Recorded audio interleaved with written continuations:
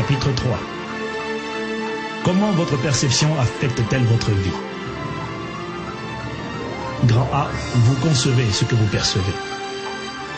Ce que vous percevez détermine ce que vous concevez. Vous ne pouvez concevoir que ce que vous pouvez voir.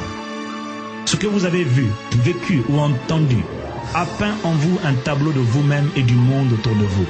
Autrement dit, cela a affecté vos pensées, lesquelles sont des paroles silencieuses. Dès lors que vous voyez ce tableau de vous-même et que vous l'acceptez, vous le concevez automatiquement. Marie, mère de Jésus, a accepté de se voir enceinte pendant que l'ange Gabriel lui parlait.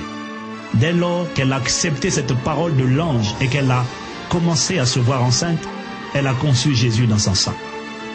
Dans le domaine physique, on parle de conception à chaque fois qu'un spermatozoïde, du grec sperma, traduit en français par semence, à chaque fois qu'un spermatozoïde rencontre l'ovule dans le sein d'une femme. Dans Matthieu 13, Jésus explique que la semence, c'est la parole. Chaque image que vous visualisez et acceptez de croire vous rend spirituellement enceinte, même si vous ne le voulez pas.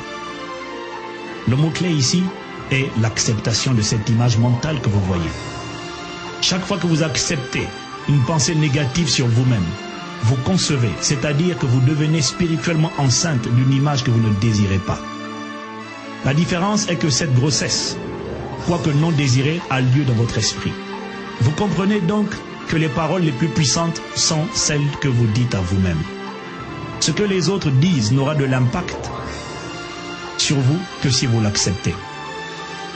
Voilà pourquoi Zig Ziglar, motivateur chrétien, déclare: l'opinion la plus importante que vous puissiez avoir est celle que vous avez de vous-même. Et les choses les plus puissantes que vous dites chaque jour sont celles que vous dites à vous-même. Prenons l'exemple de la colonisation. Lorsqu'à l'époque coloniale, les missionnaires sont arrivés en Afrique, ils ont apporté une représentation physique du Dieu qu'ils annonçaient.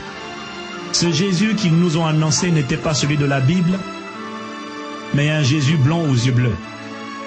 Nous savons tous aujourd'hui que le Dieu de la Bible auquel nous croyons ne se représente pas, qu'il n'a pas de couleur puisqu'il est esprit. Jean 4, verset 24.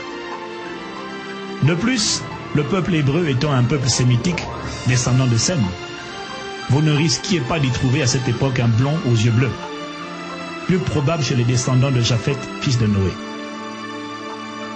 Si vous présentez à un noir un Jésus blanc aux yeux bleus, et qu'il accepte de croire et de s'abandonner à ce sauveur, ce noir dans son subconscient va automatiquement associer ce Dieu sauveur à l'homme blanc qui est le missionnaire qu'il voit devant lui. Autrement dit, l'homme blanc devient une représentation directe de ce Dieu auquel il croit, et tout ce qu'il lui dira sera considéré comme vrai. Et si jamais ce missionnaire lui explique qu'il aura toujours besoin de l'aide et de l'intelligence des blancs, parce qu'il y a des choses que seuls les blancs peuvent faire, ce noir le croira aussi. Comment ne pas le croire, puisqu'il incarne ce Dieu en qui le noir croit, et en lui a enseigné que Dieu ne ment jamais, ce qui est évidemment vrai. Ainsi, si le colon à cette époque vous disait que vous aviez un QI inférieur au sien, vous le croyiez, et c'est ce que vous receviez. Et même lorsque vous lirez dans la Bible qu'en réalité Dieu ne fait pas de favoritisme, si ce script n'a pas été effacé de votre esprit, vous continuerez d'avoir des noirs qui sont convaincus que les blancs sont plus intelligents qu'eux.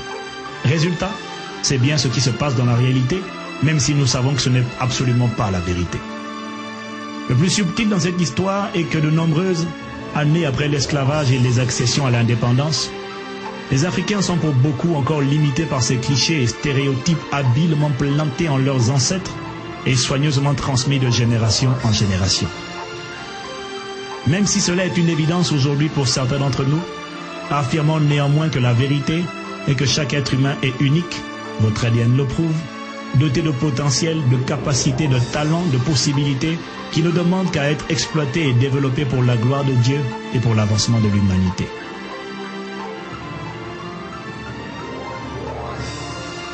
Une expérience scientifique.